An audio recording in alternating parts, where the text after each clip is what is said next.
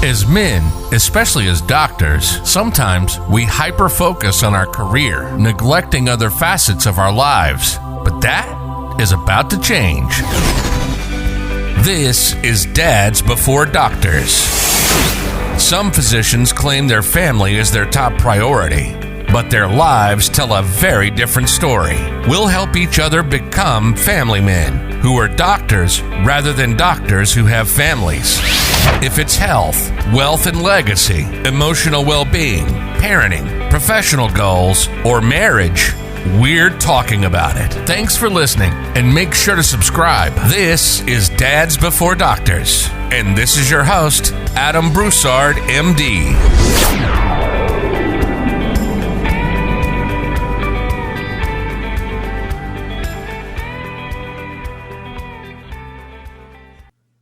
All right, guys, welcome back to Dads Before Doctors podcast. Today, we're joined by Dr. Junaid Niazi. He's a pediatrician and internal medicine physician and a life coach, and he has a specific niche of helping us chart a little bit quicker so we can get back to our families and do things a little bit more enjoyable than charting. I've gotten to know Junaid over the past 10 months or so. We actually did our life coaching training together, and we coached together in some other programs. And he is a good example of what we're trying to achieve here with Dads Before Doctors. Welcome, Junaid. Can you tell everybody a little bit more about yourself? Yeah, well, hi, Adam. Thanks. First of all, thanks for inviting me onto your podcast, and thanks for creating a space for male physicians. It's much needed. So, yeah, like you said, my name is Junaid Niazi. I'm a father, husband, physician, life coach, and entrepreneur. I'm dual boarded in internal medicine and pediatrics, and I practice as a primary care physician in the Twin Cities in Minnesota. I met my wife in residency. She does pediatric primary care. And then we have two pretty spirited young kiddos, a 3-year-old son and a now 1-year-old daughter. And I'm sure Adam recalls hearing a lot about my kids throughout our coach training. So I did undergrad in Houston, Texas at Rice University. I studied history there and completed my pre-med recs. I stayed in Houston for medical school at Baylor College of Medicine, and I did public health school there at the University of Texas as well. And then after about a decade in Texas, I decided to venture north and do something completely different for my med-peds residency at the University of Minnesota. So after residency, I started working at my current job where I see patients of all ages for all of their primary care needs. And then part of my FTE is carved out as what's called an information services medical director. So I'm basically part of a team tasked with helping optimize the medical record for physician use and for patient care. That's awesome. So what got you into physician coaching? Yeah, so really this all started, the impetus started years ago. Basically, there were kind of parts of my life that just didn't feel like they were working the way I thought they should. Like on paper, it felt like I was doing all the right things and, crossing my T's and dotting my I's. But things just still seemed like they weren't working, right? So like, especially in medicine, I was burning out mostly just from disillusionment with the system and sort of the pressures and how it always felt like we had to function a certain way within the system that butted heads with providing good care at times. And I had subscribed to the FIRE mentality, the financial independence, retire early, where basically, you work hard for a few years, earn a lot of money, and then you try to pull the cord and have a low spending rate so you can go do whatever you wanted. But that just didn't quite feel right. Like even as I was trying to do that, I still sort of felt like I was missing something. I follow a lot of physicians on the physician blogosphere and podcast sphere. And yeah, I noticed several of them were becoming coaches and a lot of them were talking about getting coached, and that sort of piqued my interest. So much so that I did some digging and I stumbled across the Life Coach School podcast with Brooke Castillo. And I really really took to what she was saying, kind of binged a lot of her content. And, prior to this, I'd always thought coaching was kind of, woo woo. But she was presenting it in a very sensical fashion, and, incorporated psychology and neuroscience. And I think there's a sort of a sense of familiarity there that was appealing. And so I started just self-coaching just by myself. And I started to see some changes, which were pretty impressive. So especially relating to work and sort of that fire mentality, I realized while fire may be sort of a goal to aspire to, if your underlying reasons for it are not in line with how you're living your life right now, I'll still be unhappy when I get there. In the group coaching program you and I are both a part of, we talk a lot about the arrival fallacy, and that's sort of what I was setting myself up for. So I started to really see that the results in my life were really the result of my thinking, and that the nidus of control for my life really resided with me, and not all these circumstances around me related to work and family and such. So really the next step was I joined a physician group coaching program because I wanted to see what being coached was like. And this just really accelerated all my transformations. I mean, when I was actually coached by these other physicians who were trained in coaching, this greatly outpaced my own self-coaching at the time. And it was through that program I really learned, like, hey, this is really important for myself and for other physicians. And I knew at that point that I had to become a life coach. So that's when I joined the very next cohort at the life coach school with you. Yeah, I think a lot of our fellow physician dads I think that'll resonate a lot, that, we go through undergrad and things are going to get better in med school, and then go through med school and things are going to get better in residency. And then finally you're that big bad attending and you're going to get the big paycheck, and, it still isn't quite what you're expecting, or, kind of what as you kind of mentioned, the Rava fallacy, that next step is just going to make everything better, and doesn't always happen. And it has a lot to do with your thoughts, and especially even with the financial independence, retire early. If that's just your next point of arrival, and when you get there, it might not be unicorns and rainbows. Yeah, you can't keep running from things, which is what a lot of us keep doing, even if it doesn't seem that way on the surface. You really have to be running towards things. I think a lot of people only associate that maybe with actual retirement, like, oh, if you don't have something to retire to, you're not going to be very happy. But I think it happens actually at a lot of phases in our lives. Even if you change a job, if you haven't really done the mindset work ahead of time before you leave that job, you're probably going to sort of recreate everything that you're trying to get away from in the new job. Yeah, I know we've seen some pretty remarkable transformations in the alpha coaching experience that we're both working in. Mm-hmm. What kind of changes do you feel that you made along the way between your self-coaching and once you started actually coaching yourself? It was really that, I think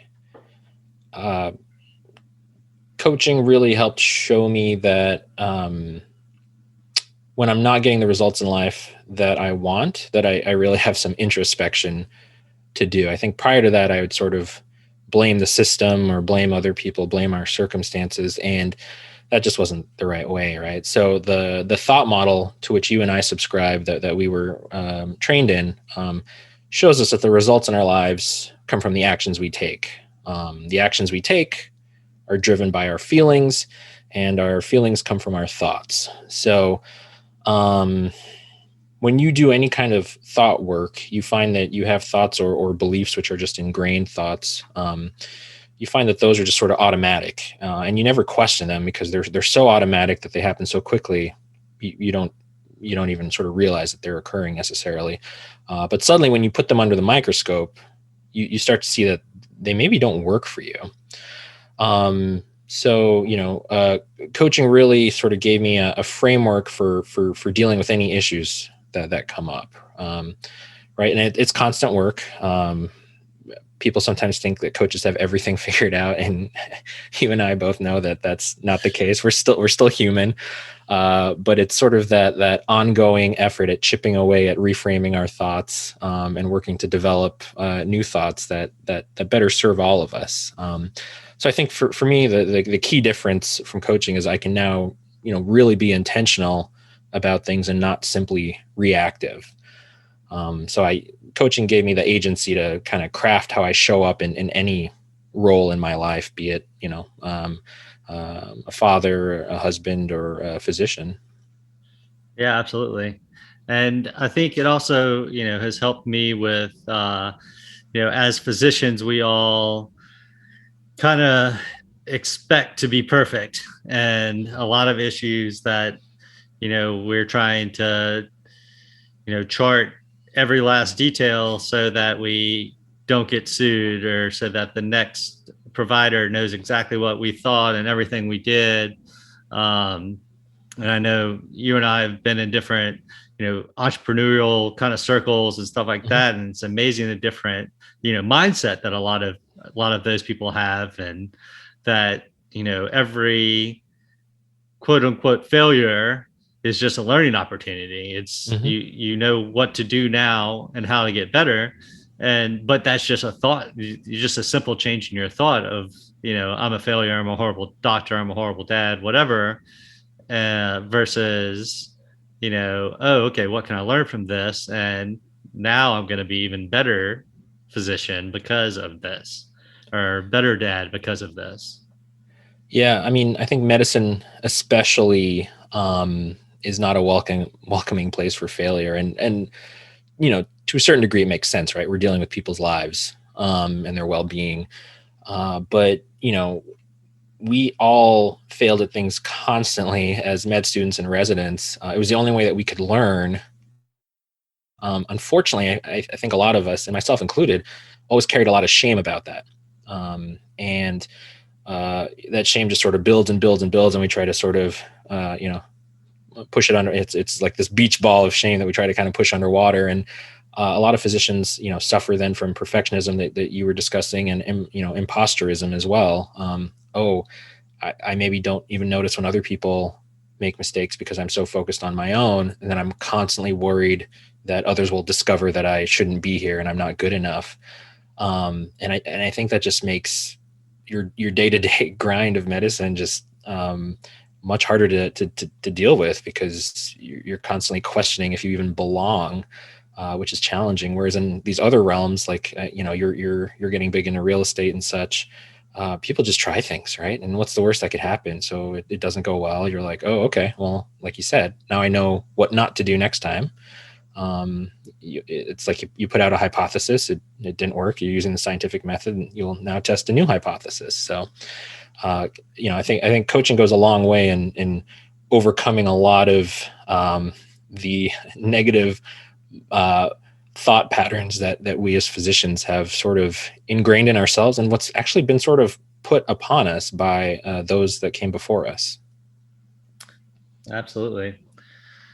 So, so now you have both coaching program and then the helping with charting efficiency. Yeah. How'd you get into that? Yeah. So becoming a charting coach was definitely not intentional. As you referenced earlier, we both coach physicians within Dr. Jimmy Turner's Alpha Coaching Experience. And I noticed on a lot of those group coaching calls, whenever issues around clinic workflows or charting were being discussed, I was always like piping up in the comments section. And, Jimmy's clients noticed that and started bringing those issues to one-on-one coaching calls with me. Jimmy noticed it as well, and actually asked me to lead a focus call on charting optimization. And shortly after I did that call, that's when I realized I had a niche, and I was like, oh, okay. Now, I, like many others, used to struggle with charting, right? So my wife and I, like I mentioned, are both primary care docs, and we used to sit at opposite ends of a couch on weekday evenings and many a weekend night, just typing away at our laptops, trying to close our charts and clear out our inboxes. And I knew that was unsustainable for us. And this was before we even had kids. And this was long before I discovered coaching, actually. But it was actually intentional thinking. I just didn't know what I was doing at the time, that I said, okay, there's this result I need to create, and that's not bringing my work home. I need to finish it at work before I come home. And then I actually just found solutions and built efficiencies to get me there. And as you can probably tell, I'm a primary care doc. I did med peds, for goodness sake. So I clearly struggle with choosing a niche. So becoming a charting coach wasn't actually easy for me. It's one of the struggles within business. But it actually feels right for me now. Charting is the leading cause of physician burnout, and I've been able to help several dozen physicians turn their lives around by getting a handle on their charting. The best feedback that I get from clients is when they'll tell me on a call, or when they'll email me and tell me that their child or partner is excited to have them back again. Or one even told me their child thanks me because now mom is back in the evenings to eat dinner with them and to play with them. That's amazing. Yeah, right. So through this niche, I can really help physicians, their families, and even the patients they serve if mastering charting can extend their careers in medicine. That sounds like some remarkable transformations. Yeah, I've had some clients come to me talk about it. And unfortunately, or fortunately, I guess either way, I don't have a whole lot of charting to do. Certainly not at home. So gotta just send them your way. Certainly, by all means. We all have our different struggles in medicine. So what are some high level tips that some of the listeners might be able to take to work or take to home to avoid having to take it home? Yeah. So the most important thing that I love to tell people and teach people is you really have to chart as you go. A lot of docs will sort of hop room from room before they finished their prior encounters. And they leave things undone. They're not finishing the notes. They haven't put orders in, and they go and see the next patient. Because most of them will say there's a lot of pressure. They feel this like internal drive to get to the next room if a patient is waiting. And that is a huge hindrance for a variety of reasons. So you are carrying a mental load with you every time you don't close an encounter, because maybe there's orders you haven't put in. You're trying to keep that in the back of your mind. You're using sort of your mental bandwidth for that. You're trying to remember which patient had that murmur that you really wanted to put in the exam. And you're carrying all that with you into the next room. So you're not actually fully present for any subsequent patient if you're not closing your charts as you go. Furthermore, if you just send a patient to lab and you haven't put lab orders in, guess who's going to knock on your door and interrupt you while you're with your next patient? If a patient's waiting at the pharmacy for a medication you haven't sent in yet, guess who's getting a phone call saying, hey, where's that refill you said you were going to send in? So it's really incumbent upon us to really find systems that work for each of us. And it's pretty individual in terms of solutions, but just challenging yourself on like, how can I close my encounter before I go see the next patient? We also tend to work a lot faster actually in the moment when you've dealt with all the information about the patient. So right there in your mind, you have all the facts you need. Finish the note. Then it might take you 2 or 3 minutes. If you leave it for the end of the day, it's going to take you 5 or 10 minutes and sort of pile up. One way that I've sort of facilitated charting as you go is I learned to type as I talk. And specifically, I learned to ask something different than what I'm typing. And that took me like a year to master. But it's super helpful because I'm asking the next question while I'm writing down the response to the last one. So those are sort of some sort of high level tips for helping physicians get their work done. I did want to just mention there's one principle that's called Parkinson's law, which basically states, work will expand to fill the time available to it. And if if you decide you're going to finish your work at work, you've put a constraint around the time that's available to get your work done, and you will find a way to get it done. If you just say, I will get it done when I get home, you've just expanded the time to get that work done to all the hours that you're not at work as well. And that's why when you go home, it's so much harder to work, because subconsciously, I could just stay up an extra hour or two. Like, yeah, that's not fun. And I'll be grouchy tomorrow, but I have this extra time. So you'll actually work less efficiently unless you constrain yourself time wise. So,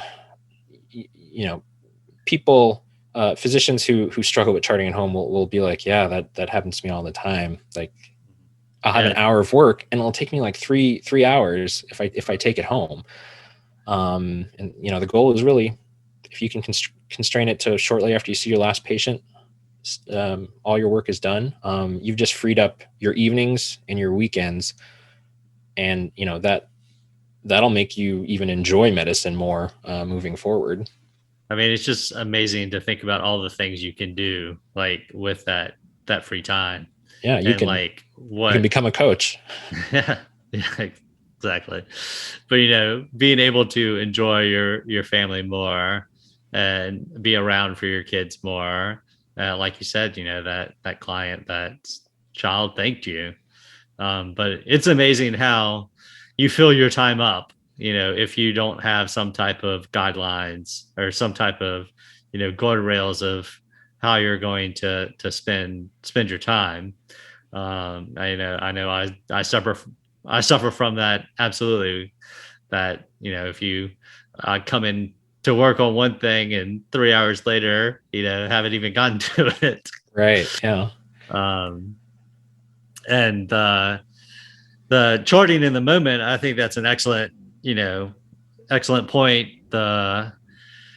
When you have to carry that along with you, and you're still thinking about putting that order in, and you're not really listening to the patient that's in front of you, that you end up missing something they say that may have been some big clue to their diagnosis. And in the end, they have to you order 5 more tests than you probably you may need to, and they come back 3 more times before you figure out what's going on, just because you were preoccupied with something else. I mean, it benefits you, the patients, and family, community, everything.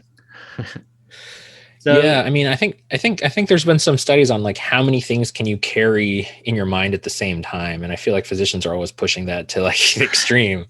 Some people will say it's like 6 different things you can actually juggle in your head at the same time, and think of all the information you're getting and having to process real time to serve the patient in front of you, let alone all the things you're trying to keep from your prior encounters in your head so you don't forget them. So, I've described it as a mental tax on your brain. I've described it as like barnacles attaching to your ship and slowing you down.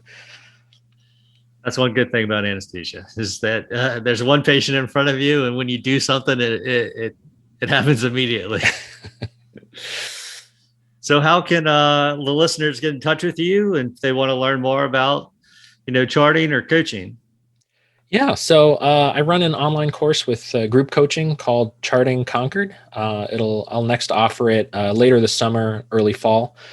So I'll help you finish your work at work so that you can reclaim your time at home. Essentially, we can make medicine work around your life instead of the other way around. So to learn more about this program and to get updates when doors open next, listeners should go to www.chartingconquered.com and then click on the green button that says get on the wait list. Awesome. Yeah, I think that will help everyone become better dads before doctors and be able to have more time with their family, more personal time to exercise, eat right, and take care of their own mental health, and maybe go out and become coaches or start with their own business, or who knows, and hopefully enjoy medicine again and help their patients, their community, leave a legacy. Absolutely. I enjoyed chatting with you today, and appreciate you for joining us on the podcast. And I hope the listeners can take some value from learning how they can get their charts completed at work and not take them home. Yeah, likewise. It's been a pleasure, Adam. I appreciate it. Thanks, man. All right. Bye.